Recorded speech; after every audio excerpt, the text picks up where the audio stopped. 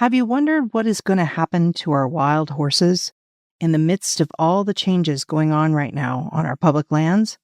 If so, this episode of Freedom for Wild Horses is for you. I'm your host, Carol Walker, and let's get started.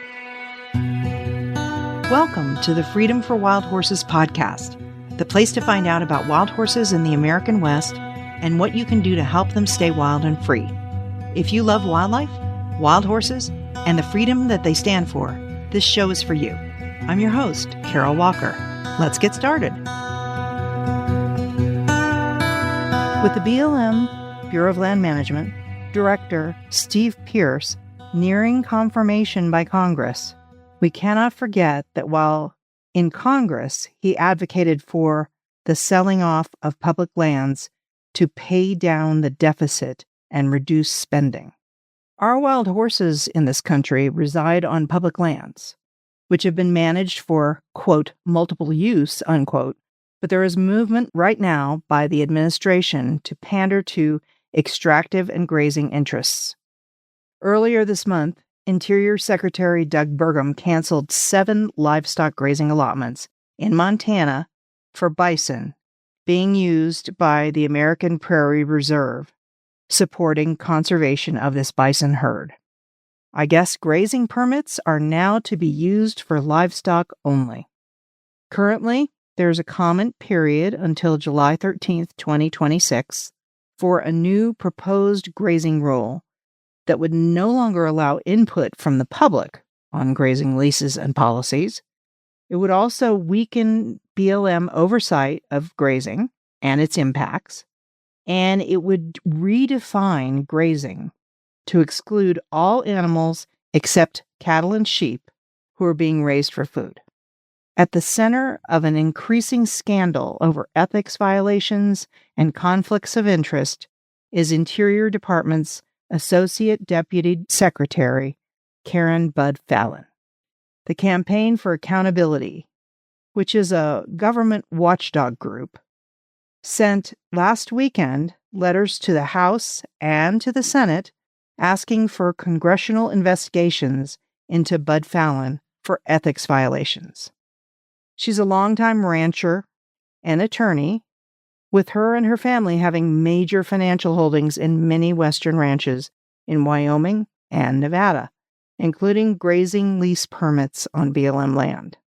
During Trump's first term, she was banned, because of conflicts of interest, from working on anything to do with grazing policy. But now, in his second term, she has returned to the Department of the Interior. She's been working on grazing policy, as well as being involved to the changes to the National Environmental Policy Act, or NEPA, regulations. At the end of 2025, in a video conversation with Wyoming Senator Cynthia Lummis, Bud Fallon said, quote, "There are around 1,300 vacant allotments for the Bureau of Land Management right now. By the end of next year, every single vacant allotment will be filled by a rancher who will be able to get their cattle in there grazed.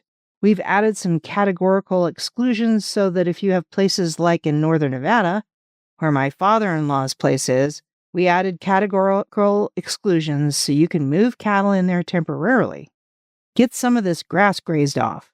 That will also really help the wildfire situation," unquote. There is no concern about standards for land health, or wildlife, or wild horses, but only a rabid desire to derive the absolute most use for grazing on our public lands. And then she goes on to talk about wild horses. Quote, "And we are also gutsy enough to take on the wild horses and burros. We're taking revision of the wild horse and burro regulations. I know we've got the sideboards that we've got from Congress. We're going to live within the sideboards. David Bernhardt's trained me that you got to live with the statutes you got. But there's a lot more wiggle room than we've been able to do, and we're going to take that on," unquote. Of course, in Project 2025, we were warned that the intention was to remove the guardrail against slaughtering healthy wild horses or selling them to slaughter, which has been banned in every Interior Appropriations bill for many years. Bud Fallon again, quote, You can sell horses in the East. People want to buy wild horses there, but we don't spend the money to transport the horses from California or Nevada or Wyoming to the eastern states where people will buy them, which is a perfectly legal thing to do. We've got our spending priorities all mixed up. We'd rather just put them in short-term holding and feed them hay for the rest of their lives. Look at the numbers. It's not that hard. So let's send them someplace where somebody wants to buy them. Unquote. This is exactly what has happened this year with the BLM expanding its sale authority program. Now, instead of being able to purchase 4 horses per year per person who are over 10 or who have failed to be adopted 3 times, which is the definition of sale authority, each person can now purchase 4 horses every 6 months and can apply to purchase even more. The BLM has ramped up its online sales to now hundreds of horses being offered for sale and adoption through its online corral every month. They are shipping thousands of horses around the country to sale and adoption events in Pennsylvania, Oklahoma, Texas, Mississippi, and Tennessee, where there are kill pens nearby, and it's been documented that horses purchased are sometimes taken the same day to slaughter auctions. How can you make room in the holding corrals so that more and more horses can be rounded up and removed from their homes on public lands? Sell them quickly, for now, or slaughter them. And that is the long-term plan. The BLM is planning to round up and remove over 14,000 wild horses in 2026, even though there are over 58,000 wild horses in holding facilities at this time. Plans are in the works for a new grazing rule, now open to public comment until July 13th, 2026. The livestock lobby is the biggest reason for wild horse roundups. Under this administration, wild horses are the very last thing of importance in the use of our public lands.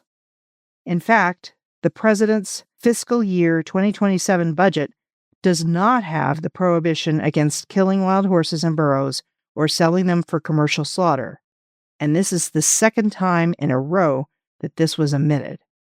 This was corrected in the fiscal year 2026 budget, but has not yet had the prohibition added for 2027. So now is the time to speak up to your senators and representatives, to ask them that the prohibition against killing wild horses or selling them for commercial slaughter be prohibited in the fiscal year 2027 budget, and then to ask for a congressional investigation of Karen Budd Fallon, and ask for her removal from the Department of the Interior. Thank you for listening to this episode of Freedom for Wild Horses. Thank you for listening to this episode of Freedom for Wild Horses.